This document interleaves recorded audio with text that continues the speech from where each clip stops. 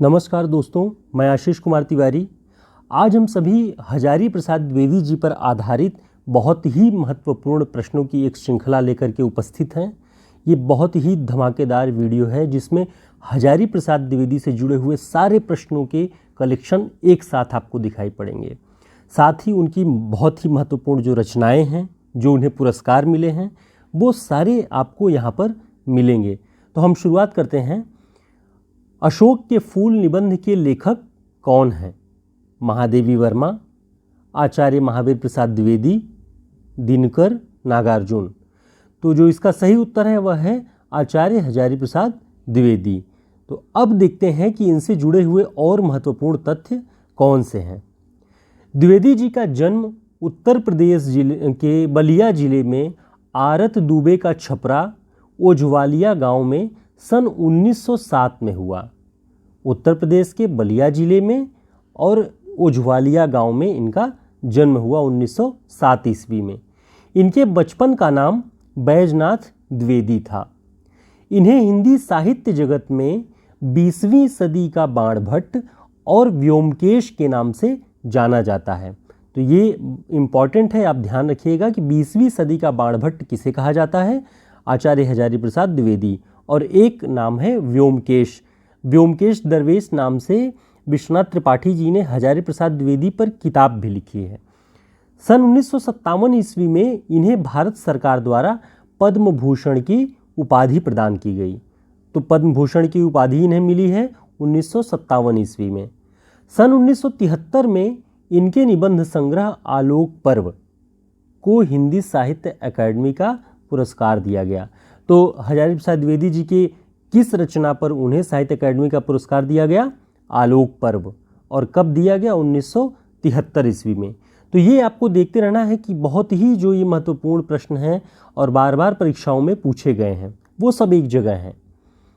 इनकी पुस्तक कबीर पर इन्हें मंगला प्रसाद पारितोषिक पुरस्कार दिया गया। तो मंगला प्रसाद पारितोषिक पुरस्कार कबीर नामक पुस्तक पर मिला। अब इनकी जो मान्यताएं हैं उनके अनुसार हम देखते हैं कि क्या कहा गया है। इन्होंने निबंध को व्यक्ति की स्वाधीन चिंता की उपज कहा है। अब ऐसे पूछ सकता है कि निबंध को व्यक्ति की स्वाधीन चिंता की उपज कौन मानता है? तो आचार्य हजारी प्रसाद द्विवेदी। इनके निबंधों की भाषा कैसी है? संस्कृत निष्ठ हिंदी या तत्सम शब्दावली से युक्त। तो ये अपने निबंधों में संस्कृत निष्ठ हिंदी का प्रयोग करते हैं। तत्सम शब्दावली की प्रचुरता है। इनका मूल्यांकन ललित निबंधकार के रूप में होता है। जब इनकी गणना हम करते हैं, साहित्य में देखते हैं, तो ललित निबंधकार के रूप में ये मिलते हैं। द्विवेदी जी को चिन्मुखी मानवता का अन्वेषी कहा जाता है। अब आप देखिए, ये सारे तथ्य ऐसे हैं कि जिन हजारी प्रसाद द्विवेदी जी से जो भी प्रश्न पूछे जाएंगे वो इन्हीं के इर्द गिर्द होंगे। तो चिन्मुखी मानवता का अन्वेषी द्विवेदी जी को कहा जाता है। उपन्यासकार के रूप में द्विवेदी जी ऐतिहासिक उपन्यासकार के रूप में ख्याति प्राप्त हैं। द्विवेदी जी ऐतिहासिक सांस्कृतिक चेतना संपन्न मानवतावादी आलोचक हैं। ऐतिहासिक सांस्कृतिक चेतना संपन्न मानवतावादी आलोचक।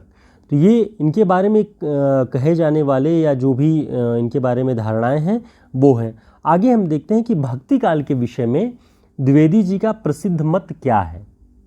तो इन्होंने भारतीय चिंतन धारा का स्वाभाविक विकास कहा है। भक्ति काल को भारतीय चिंतन धारा का स्वाभाविक विकास। ये मत उनका आचार्य रामचंद्र शुक्ल के विरोध में है, जब वो कहते हैं कि भक्ति काल इस्लामी आक्रमण की प्रतिक्रिया स्वरूप उत्पन्न हुआ। तब इनका कहना है कि ये भारतीय चिंतन धारा का अपना स्वाभाविक विकास है, इसमें किसी घटना की प्रतिक्रिया नहीं है।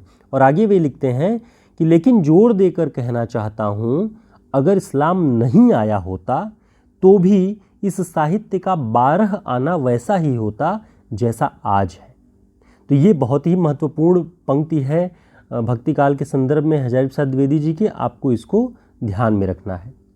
इन्होंने आदिकाल को अत्यंत विरोधी और व्याघातों का युग कहा है।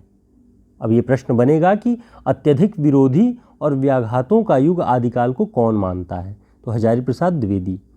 द्विवेदी जी अपभ्रंश को हिंदी से पृथक मानते हैं। बहुत सारे विद्वान ये कहते हैं कि अपभ्रंश और हिंदी एक ही है, लेकिन अपभ्रंश को हिंदी से पृथक मानते हैं हजारी प्रसाद द्विवेदी। इनके साथ रामविलास शर्मा जी भी इसी मत पर टिके हुए हैं। भक्ति आंदोलन को इन्होंने लोक जागरण की संज्ञा दी। तो लोक जागरण की संज्ञा भक्ति काल को कौन देता है? हजारी प्रसाद द्विवेदी। निर्गुण धारा की जो ज्ञानाश्रयी शाखा थी उसको इन्होंने निर्गुण भक्ति शाखा नाम दिया है। द्विवेदी जी संत काव्य धारा का प्रथम कवि कबीर को मानते हैं। किस धारा का? संत काव्य धारा का प्रथम कवि मानते हैं कबीरदास को। इनकी जो महत्वपूर्ण रचनाएं हैं वो देखें तो निबंधों में इन्होंने लिखा अशोक के फूल 1948, कल्पलता 1951, मध्यकालीन धर्म साधना 1952, विचार और वितर्क 1957, विचार प्रवाह 1959, कुटज 1964, साहित्य सहचर 1965, आलोक पर्व 1972। इसी पर इन्हें साहित्य अकादमी का पुरस्कार मिला है 1973 में। ठीक, तो आप इससे ध्यान रखिए। आलोचना में देखें तो इनकी जो प्रसिद्ध पुस्तकें हैं, सूर साहित्य 1930, हिंदी साहित्य की भूमिका 1940, कबीर जिस पर इन्हें मंगला प्रसाद पारितोषिक पुरस्कार मिला है 1941 में है, हिंदी साहित्य का आदिकाल 1952, सहज साधना 1963, कालिदास की लालित्य योजना 1965 और मध्यकालीन बोध का स्वरूप 1970। उपन्यास में इन्होंने बाणभट्ट की आत्मकथा, जिस पर इन्हें आधुनिक काल का बाणभट्ट कहा जाता है, चारुचंद्रलेख 1963, पुनर्नवा 1973 और अनामदास का पोथा, जिसमें पीढ़ियों के परिवर्तन से उपजने वाले जो एक तरह से अव्यवस्थाएं हैं उसको दिखाया गया है। तो अनामदास का पोथा 1976। तो आशा है कि आपको ये वीडियो पसंद आया होगा, और अगर पसंद आया हो तो लाइक करें और सब्सक्राइब भी करें। और मित्रों, ये बहुत ही महत्वपूर्ण प्रश्नों का कलेक्शन हमने इसमें किया है और ये आपके लिए बहुत ही उपयोगी होगा। तो हम अगले वीडियो में ऐसे ही किसी महत्वपूर्ण रचनाकार के समग्र जो प्रश्न पूछे जाते हैं उन पर उसका एक महत्वपूर्ण संग्रह लेकर के हम फिर से मौजूद होंगे। आपको ढेर सारी शुभकामनाएं।